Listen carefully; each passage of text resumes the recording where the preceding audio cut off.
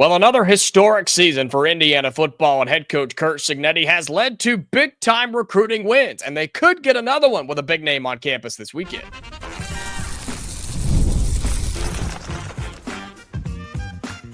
You are Locked On Hoosiers, your daily podcast on the Indiana Hoosiers.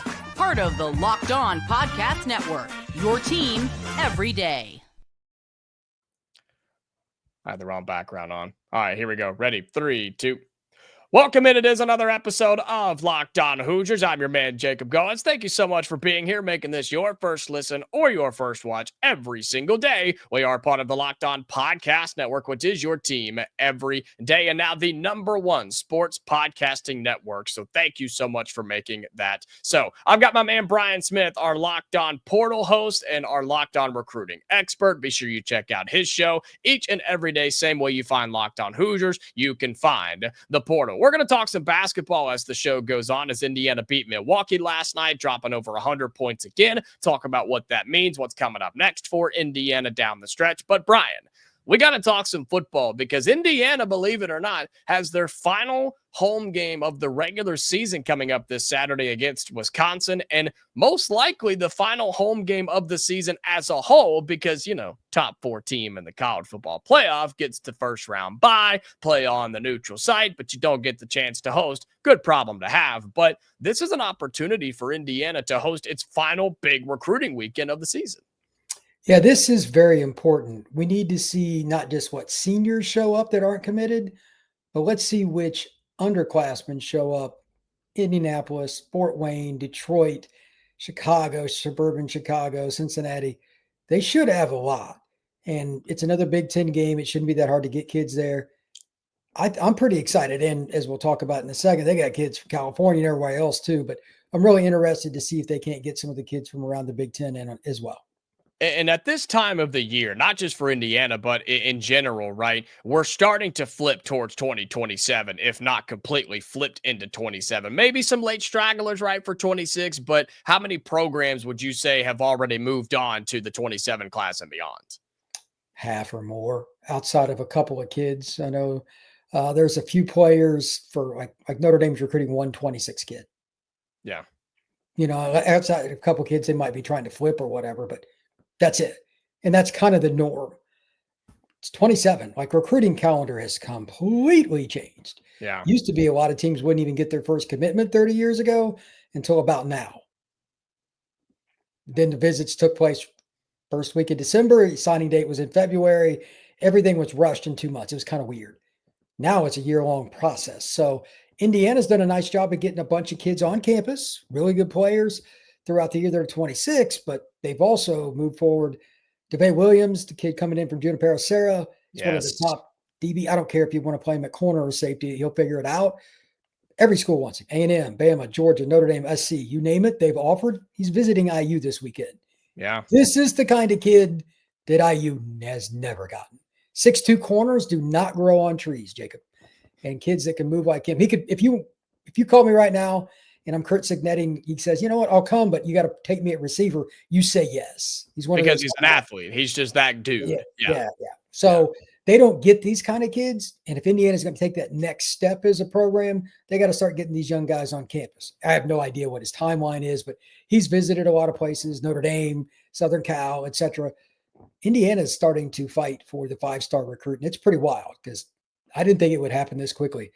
Congrats to Cignetti and his staff for getting it done because they don't normally get California kids that are 3-star guys, let alone somebody like this. It's elite, like he's Trinity League, the whole 9 yards. This is what you're looking for. Well, he's a 4-star right now, pretty much no matter where you look, but you're saying he could be a 5-star by the time 100%. It's all said and done? Yeah, he's on the fringe, depending on which service, but the film speaks for itself. Like Alabama doesn't recruit Los Angeles for fun. Yeah. And the fact that Indiana, again, he's coming from California, folks. You're talking about Georgia, Alabama, A&M, USC. I think USC's the heavy favorite right now, but since he's a 27 kid, you've got some time, and it's your final home game of the year, so this is a perfect time to host a kid like this if you're Curt Cignetti. Yeah, you need to see if he can handle being out in the weather. He wants to be away from home, etc. But by the way, this is his second trip to the state of Indiana. He did visit Notre Dame already. This might be one of those kids that wants to get out of Cali. Those kids either want to stay or they don't. I don't know what the deal is with that. It's always been that way. If he's taken a second trip already out of the state, you got a shot. I don't think it's going to be very hard because of Pons and some of the other DBs they've had the last couple of years to sell the scheme, because they don't have the same kind of size and length as some of the kids they're recruiting now. With those same coaches, they can say, hey, we did this with these kids, but we got 5'10" corners. If you come in here at 6'2", what are you going to be able to do? Shouldn't be a very difficult sell. Well, speaking of a defensive back leaving the state to see Indiana, Micah Fleming is another guy I wanted to bring up. He was on campus a few weeks ago for Indiana, all the way from Alabama. 5'10", 175 pounds, playing at the corner spot, plays for a school named Thompson down there, one of the best programs in the state historically, and really in the last 10 or 15 years, I would say. 3-star guy, but continues to climb the ranks, and it's another one who is interested in Indiana, interested in Bryant Haynes and the system that they run, especially in the secondary. It's not even competitive. Like, Thompson is the most dominant program in the state of Alabama. I don't think they'll win it this year. They're a little young, but like, just getting kids from that program to come in, because Birmingham's the most dominant city in the state of Alabama, as you and I know firsthand. That program's different. Their entire secondary last year was Division I. So I went and saw them play, and I know you were at that game too. So it's like, that's different. This is another measuring stick. Duvay Williams is at Sarah. That's one of the best programs on the West Coast. Thompson's one of the best programs in the South. Those kids can go wherever they want any weekend. If he wanted to visit Georgia, he could have went to Georgia this weekend or that weekend or the next, whatever. He's picking Indiana. When does Indiana get kids from Alabama, Jacob? When? It doesn't happen very often. It doesn't happen very often. Yeah. So this is a historic thing from more than just the perspective, okay, he's a good player. It's an elite program, probably the best program in the state, like you said, for at least a decade. And it's the Deep South. Those kids don't visit the Big Ten very much at all. Ohio State doesn't have a whole lot of success in the state of Alabama. So this is a very, very good sign. Indiana's trending way faster than I thought they would. And it's all, and I think you've got Curt Cignetti locked down for a long time, but I did an episode a couple of weeks ago. It's about keeping those coordinators. If you lose Bryant Haynes or Mike Shanahan, you're going to lose recruits. You're going to lose commits because they want to go play for those guys, especially if you're putting dudes in the NFL. So that's a big part of this thing too. But there's no doubt that Indiana football recruiting is continuing to climb. And you have a chance to prove that this weekend with your last home game of the season with Wisconsin in town. Not that the Badgers are going to move the needle. It's just an Indiana home game. You've got basketball going on too. Those things are starting to cross over a little bit and having some positive effects either way. If Hoosiers are dropping 100 points on the hardwood and 60 on the football field, Brian, that's pretty good for recruiting. I don't care what sport you play. So Indiana seems to be in a pretty good spot right now. But he is Brian Smith, again, the host of the Portal Podcast. Go check him out, a part of our Locked On Podcast Network. And when we come back, we're talking Indiana basketball as they take down Milwaukee last night and why the offense is just so darn fun. We talk about that coming up next. Today's episode of Locked On Hoosiers is brought to you by FanDuel. The NBA is back, and there's no better place to get in on the action than FanDuel, the official sports betting partner of the NBA. Even if you missed the start of the game or you want to ride the hot hand, FanDuel has live bets on everything from who will score next to fourth quarter comebacks. Plus, you can even combine your live bets into a same-game parlay for a shot at a bigger payout. It keeps every game more exciting, especially when your team's making that late push. Right now, FanDuel is giving new customers $300 in bonus bets when your first $5 bet wins. So head to FanDuel.com to sign up and play your game with FanDuel, the official sports betting partner of the NBA. Indiana basketball has a dominant offense. Defense, I don't know. We'll talk a little bit about that on tonight's show. But 101-70, Brian, Indiana takes down Milwaukee. First half was not impressive. Second half, much better. And that's what stood out to you the most, I think. Yeah, the first 3 to 5 minutes, probably not the intensity that I would want, because if you play like that in a Big Ten game, you're in deep, deep trouble. But I think they looked at the opponent. This is, if it was in football, I would call it a helmet game. This we'll just call it a jersey game. About they didn't respect the jersey they were playing. I have a feeling that DeVries had a few kind words about that at the first time out. I can only imagine what Bobby Knight would have said if it was a first time out for him in that circumstance. Yeah. But they did turn it on after that. And the one thing that is very consistent This team does not fear the opportunity to put the ball in the bucket no matter who. And like looking at the stat line, like who do you want to pick? Yeah. Who do you want Close to your pick? eyes.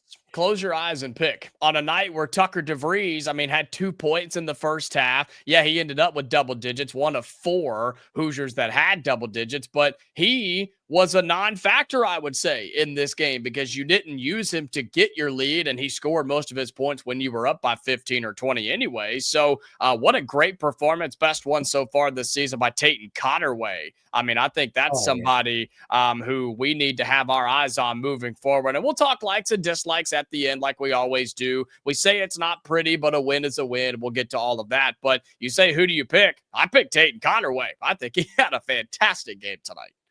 There's something to be said for the ability to score the ball in crunch time just because I can get around you. Mm-hmm. I am better. I know it was towards the end of the game, but that spin move at the end in the lane, like 3 minutes to get, like he has a different gear. One way he's to the other. Yeah, he's just an effort guy that not everybody is going to respect.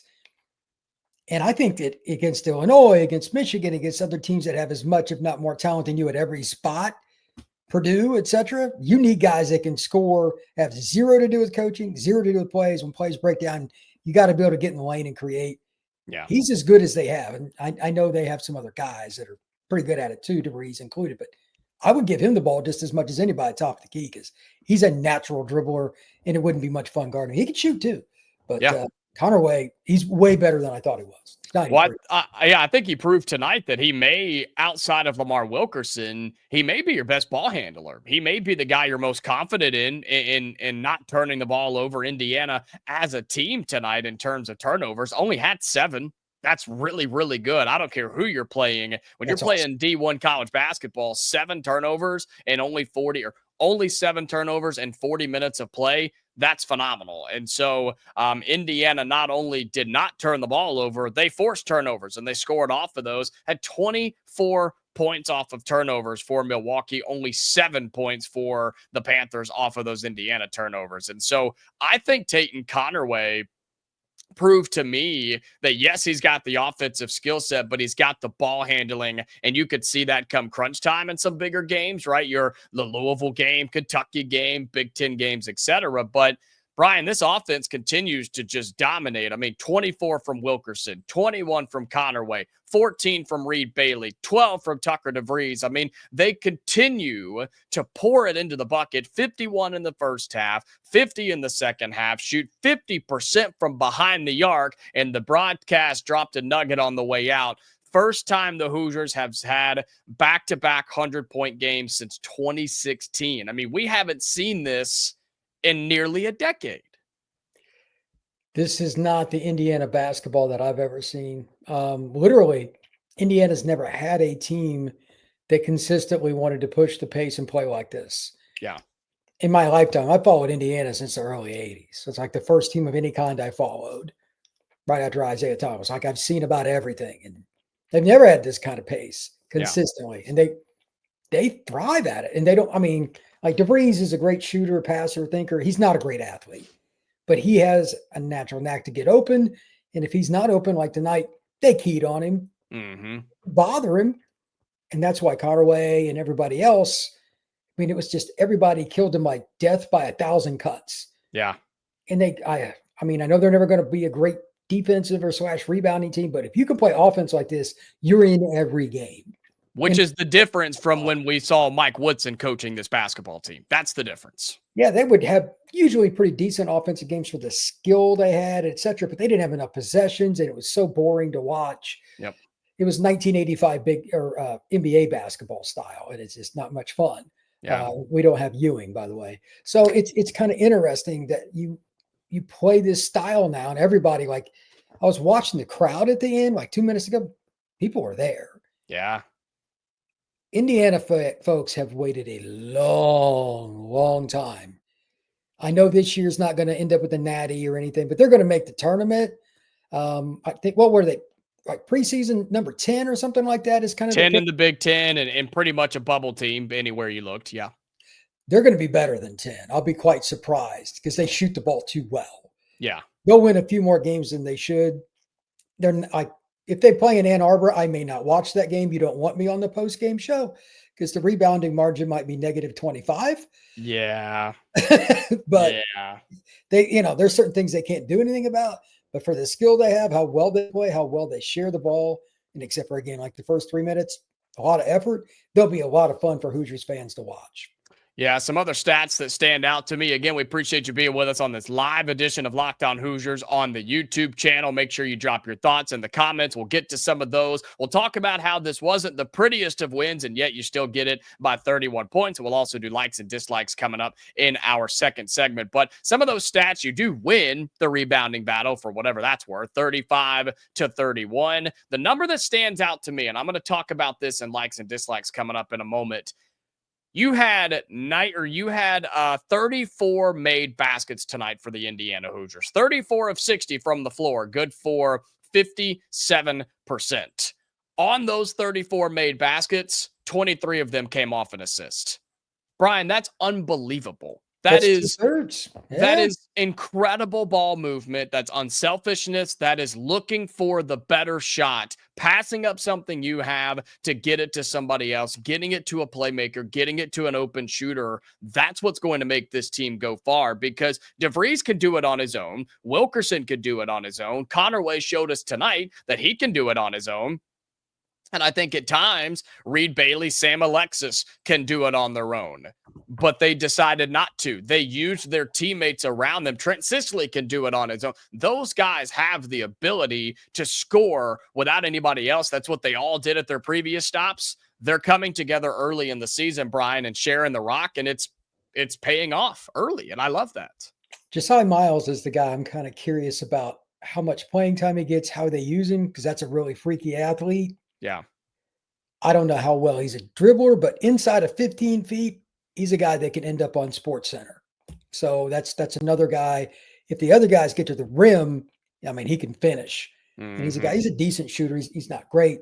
But again, like Dorn, we need to see him be completely healthy and completely comfortable. You could tell he's not quite. Oh, he was rusty for sure. But first game back and hit a three, had a couple nice plays, couple boards. I liked seeing Nick Dorn back tonight for sure. I'm curious to see him in about game 6 or 7, because your sea legs are not the same playing basketball.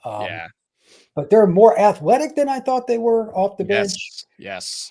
And they're still getting some guys back. This is not a full roster by any means. They've been pretty banged up. To have a banged up roster and dropping 100 plus in 2 consecutive games. Yep. Hasn't happened since 2016, Jacob. I still didn't have hair then, but it's been a long time. It's been a long time. This team is fun, man. It's just different. That's the word that everybody comes back to. It's different. It's refreshing. It's new. It's exciting. You can hear it. You can feel it. This team and program is fun to watch, right? It's just fun. Again, how much will it carry over in Big Ten play? We don't know. But you just did the same thing against Milwaukee on Sunday, or against Marquette on Sunday. Like, I know that's not the Marquette we've known and grown up watching all these years. They're still good. Okay. That Milwaukee team is also good. I was impressed with them. The first half, they were going punch for punch with Indiana, hit some of the toughest shots I've seen, and give them credit, because I just continued to say at the TV, man, that's a tough shot. Man, that's a tough shot. Man, that's a tough shot. Eventually, Brian, if you're hitting tough shot after tough shot, you're just a good shooting team, and you're a good playmaking team. And that Milwaukee squad's going to give people some run this year. And don't be surprised if you see them dancing come mid-March. I'm telling you, that's a solid Milwaukee squad. Just like most mid-major teams, the difference with them, they'll have guards and guys that can drive. They don't have a big man in the paint that's a dominant player. They don't have a lot of inside game. They struggle there, because that's where you can beat Indiana. That one guy, I forget the guy's name, though. Holy cow, can he shoot?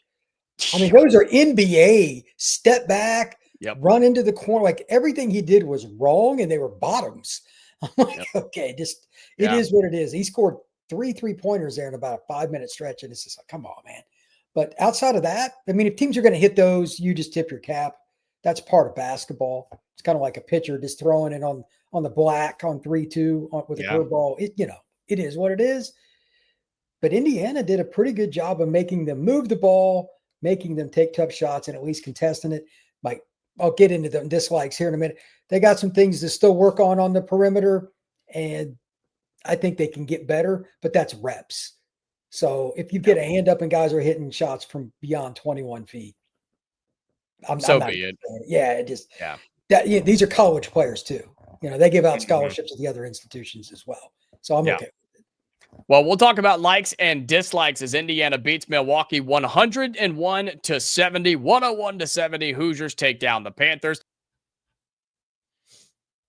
Today's episode of Locked On Hoosiers is brought to you by Supply House. When the opening whistle blows on a new repair, get your crew moving forward with Supply House. Order today and see parts on your doorstep tomorrow. Over 280,000 plumbing, HVAC, and electrical items for the most trusted brands in the business. Their real-time inventory and honest lead times keep you from punting on projects, while their industry-leading customer service always has your blind side covered. If you need parts fast for a project, Supply House has next-day delivery. Talk about a game changer. Join the free Trademaster program today and score serious perks like priority shipping, lower prices, and a dedicated support line. Visit supplyhouse.com to sign up for free and use the promo code SHCollege5 for 5% off your first order. That's supplyhouse.com. Real people, real service. It's likes and dislikes time. We talk about what we liked, what we didn't like. It's more of a rapid fire type of segment. Brian, I'm going to let you start, and sounds like you're gonna kind of take it a negative route here. You're going to start with a dislike tonight, even though the Hoosiers win by 31. If you want to move up, if you will, in the Big Ten, eventually it is about grit. It is about toughness. It's about will and want to. Yeah. And their outside perimeter defense finding its way through screens, finding their way, whether it's over the screen or just being more physical with the guy before he gets the ball. It's nowhere near where it needs to be a top 5 team in the Big Ten. And I know they don't have a top 5 roster. I'm not saying they do, but you have to play physically like that. That's an effort thing, has nothing to do with raw given skill or your vertical jump. Need to see more of it. And I get it that they hit some shots that were still ridiculous regardless. Yeah. But you're going to face some teams that also have 6'9" guys that weigh 235 and are athletic underneath. They're going to kill you because you don't have the bigs. So if you're not making plays on the perimeter defensively to run guys off the 3-point line, some of those games are going to be pretty ugly. And these post-game shows for us will not be very friendly, at least not from my end. Yeah, well, I agree with that, especially the size-wise for Indiana, but I'll go the other way with a like, and LaFonso Ellis actually highlighted this several times on the TV broadcast about the amount of screens that Indiana sets and how many off-ball screens they set, and just the back cuts we've seen through the first 3 games, and such good passing. Again, so many assists tonight. Get that final number again for you, as Indiana made 34 baskets as a team. 23 of those came off assists. That's a huge like for me, and a lot of those come off those back screens, off ball screens, pick and rolls, and just get to the basket and finding the open space in the defense. Like, that's something that teams seem to overthink and not really put at the forefront sometimes, but all you got to do is find the open lanes and create a way for your guy to get there. And that's what Indiana did in this game in particular. Milwaukee said, DeVries is not going to beat us. We'll make somebody else do it. And, well, Wilkerson and Conerway did. And so that's a like for me, is the off-ball screens and the ability to get open and move without the basketball. I've probably said that all 3 games so far, but it's just so much fun to watch for this Indiana squad. When you back cut like that, it's amazing how you get more open looks as the game moves forward. Yeah. Beyond the arc. And everybody knows Indiana wants to shoot threes. They were still 14 for 28. I don't care if you're playing the Sisters of the Poor. If you're getting backdoor cuts for layups, teams are going to sag and you're going to have more kickouts. And when you go to the hoop, guys, even if they had a wide open layup, at first somebody came over, they wouldn't just automatically throw up a wild shot. They would pass it out. This team's unselfish, and just about everybody can shoot from at least 17, 18 feet consistently. Yeah. And they don't take dumb shots like that. It's either in the paint or it's behind the arc. You know the deal now. Nobody really shoots mid-range anymore. Indiana's got guys that are pumping it from deep across the board. So it's really hard to guard Indiana, and they're not changing it. You said the screens, they make the shots, they occasionally back cut or dribble. It's just they rotate those 2-3 things, and until somebody stops them, outside of somebody like Duke or something that's just super long, there's nobody else that's really going to guard this offense consistently. DeVries and his staff have done a tremendous job. Yeah, and I'll keep saying this too until it happens, right? I'm waiting on Indiana, that first game where the shooting is just ice cold across the board, right? Because it's going to happen. You're going to have a game where you don't shoot nearly 60% from the floor, Yeah. 50% from three, and drop 101 points, okay? It's going to happen. And most likely it'll happen against a big name team. It could be Louisville when you play them in Indianapolis. It could be Kentucky when you go to Rupp Arena. It could be one of your Big Ten opening games. I mean, it's going to happen. I just want fans to be ready for it. But how do you respond and overcome that? But what I do like, though, as we continue likes and dislikes here, is the idea that it's not just one guy. And that was proven again tonight with the emergence of Tayton Conerway. We're only 3 games in, but this was his best game by far. He had double-digit points, 21 to be exact, and looked extremely good doing it. 21 points.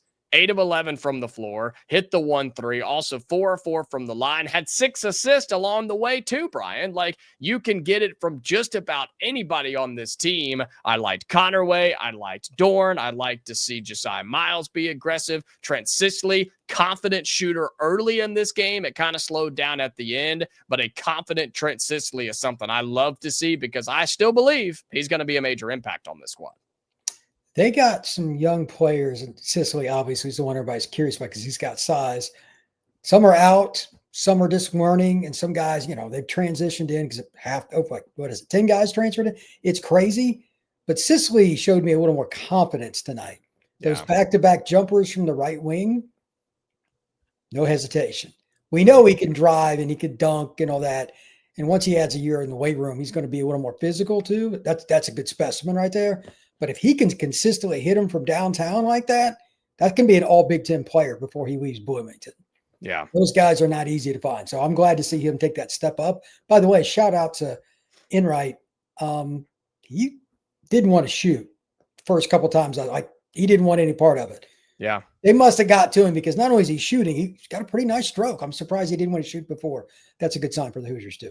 Yeah, I think for Connor Enright, man, any offense you get from him is just bonus. You don't go into a game preparing for him to have 10, 15, 20 points. But if you get anything from him, like you did in 5 points tonight, sure, you'll take it. You trust the ball in his hands too. And I'm curious to see if he is a starter when you get into Big Ten play. Reading through some of the comments again, people talking about the heart, love watching this team play. Clint says the shooting, the back cuts, moving without the ball stuff we were just talking about a moment ago, finding the open man, very unselfish and very fun to watch. And I agree. I like this. Indiana up to 18 right now in the current KenPom rankings. Oh, really? And that is correct. That is updated as of right now. Indiana is 18th. That's ahead of teams like Alabama, Baylor, St. John's, Kansas, Arkansas, North Carolina. I'm just saying. It's early. I know it's early. But you are ranked 18th at the moment in KenPom behind BYU, Wisconsin, and Vanderbilt. So how long can you stay as a top 20 or 25 team in KenPom? I have no idea. But that's a pretty good sign. I couldn't tell you last time Indiana was 18th in KenPom. Yeah, I couldn't either. My guess is trajectory for this team, they're like a 9 seed, 10 seed in the tournament, something like that. So that would just be outside the 25, just barely like the outer mentions, and they'll be just over 500 or at 500 in the Big Ten, but that's a really tough league. Let's be honest. When you and I first started talking about this roster, neither one of us projected that. No. We thought they'd be one of the last 4 in if they were lucky. Yeah. Making the tournament was the goal this season, and obviously that still is, but the more you look like you did tonight, the more your projection goes up, the more seed lines you start to move up, and I think Indiana has every chance to do that, right? And as we look at what's coming up, again, we'll kind of get this wrapped up here on this live show of Locked On Hoosiers. Here's what's coming up for Indiana, all right? This continues several games at home in a row. You've got Incarnate Word, Lindenwood, Kansas State. That's your P4 game at home inside of Assembly Hall. Then you get Bethune-Cookman, sneaky good team. I think they're a tournament caliber team is Bethune-Cookman. And then on December 3rd, you go on the road to Minnesota for your Big Ten opener. Remember, they sprinkle a couple of Big Ten games in December now. You'll go on the road to Minnesota. Then you play Louisville and Indianapolis, home for Penn State, and at Kentucky. So that's what the next month basically looks like for you, Brian. and plenty of opportunities for you to have another game like this, but also be tested against Kansas State and Louisville and Kentucky along the way. If you get challenged now, that gives them film to work on things. So I'm okay with it. I liked how they responded, because Lord only knows when they go to Rupp or when Louisville takes a 8-0 run or something. Like the game at Rupp probably won't go the way I'd like. I'll just put it like that. That's probably a double-digit loss if I had to guess. But at the same time, if they're doing the little things, I'm okay with it. The effort and all that, I can't make a 6'10" wing forward pop out of thin air. So if I could, Indiana would be much better. Yeah. But at the same time, Indiana, for what they have, you really can't ask much more right now. Just like I said, I'm picky about like the outside defensive screens, but there probably aren't 5 teams in America that are very good at that at college. Duke and North Carolina, Kansas kind of teams included. So that's just something to work on. Yeah, Indiana beats Milwaukee 101-73-0 in the Tayton DeVries era. Next game is against Incarnate Word. That is on the 16th, which is Sunday. That is scheduled for a 5:30 tip on a Sunday afternoon, evening. So that's a weird time for Indiana to be starting a basketball game on a Sunday. That is on the Big Ten Network. So Brian will be able to watch it, which means he should be with us as far as I know, right? I mean, if he's able to watch it, that means he's normally able to join us. It's when it's on one of those other networks that most of America can't get right now. So no comment on that. I was just throwing it out there. See if you'd swing or not, and you did not. I appreciate and I respect your hesitancy there, sir. Brian Smith, host of the Portal Podcast, part of the Locked On Podcast Network. Check him out. He's doing all sorts of content over there every single day, talking portal, NIL, recruiting, you name it. He's got it. Subscribe to both of our channels if you haven't already. Thank you for making Locked On Hoosiers now a 7,000 subscriber channel. That's big time stuff, and we appreciate you making that. So, and also making Locked On the #1 sports podcasting network. For Brian Smith, I'm Jacob Goins. We're back tomorrow for a regular episode, Hoosier fans. So until then, stay safe, and we'll talk to you later.